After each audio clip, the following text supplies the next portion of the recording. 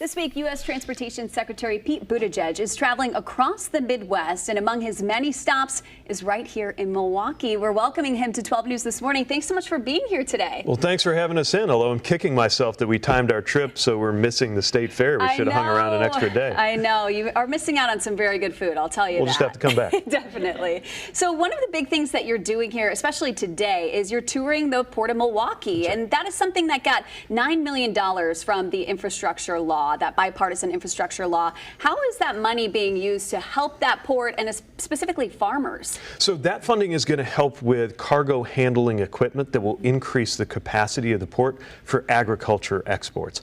Part of why I'm here is that I think when Americans see ports on TV, usually you're seeing these big container ports bringing in things like flat screen TVs from Asia. Obviously very important, but another very important side of America's ports has to do with the export side, making sure that things like our amazing agricultural products that we grow right here in the Midwest and in America's heartland get out to the rest of the country and the rest of the world, bringing income back home.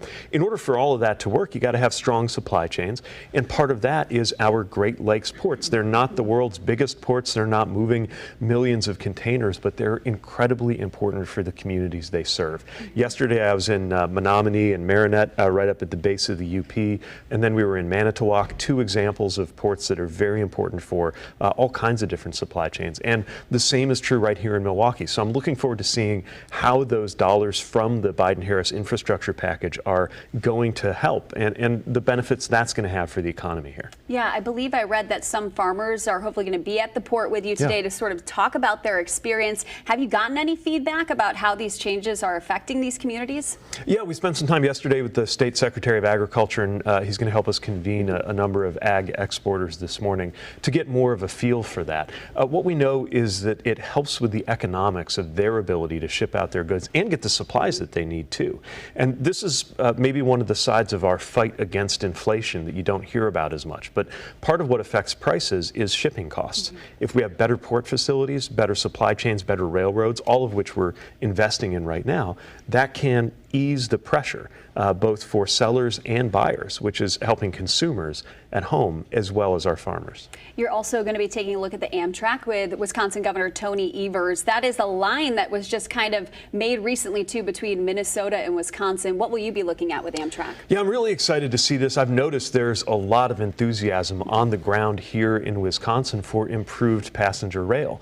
As many people know, our president is also a big passenger rail enthusiast, and there's a lot of funding in the bill in order to get that done, not just because we're all rail buffs, but because this is also good for the economy. A good economy has a lot of options for people to get to where they need to go, whether we're talking about a commute or a longer trip. That Borealis line linking all the way toward Minnesota is an exciting example of new service. We're also funding some planning projects for better links from Milwaukee to Green Bay, Madison, Chicago, that we also think will create better options for people in the future. I know this has been a priority for the governor. Really looking forward to seeing it for myself. Yeah, something a lot of people have been talking about for sure.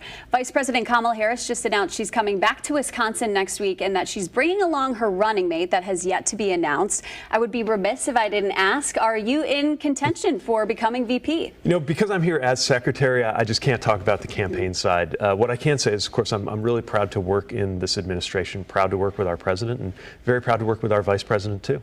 How important are places like Wisconsin to that presidency, and especially in an election year? It is a big swing state. Yeah, well, again, leaving aside the election side of things, what I'd say is, you know, this is a part of the country that has really benefited from an agenda that's about investing in America. You see the manufacturing job growth, you see the improvements to our infrastructure, whether it's, you know, billion-dollar projects like the Blatnick Bridge up north, or things a little closer to home, like the improvements that are happening on 6th Street right here in Milwaukee. You know, we're working to benefit every part of the country, red, blue, and purple. But as somebody who grew up in the industrial Midwest, lives in Michigan, served as mayor in northern Indiana, I've seen how those kinds of improvements are especially helpful for our part of the country. Definitely. Well, we will continue to follow your visit here today in Wisconsin, and we'll be bringing updates on 12 News throughout the day.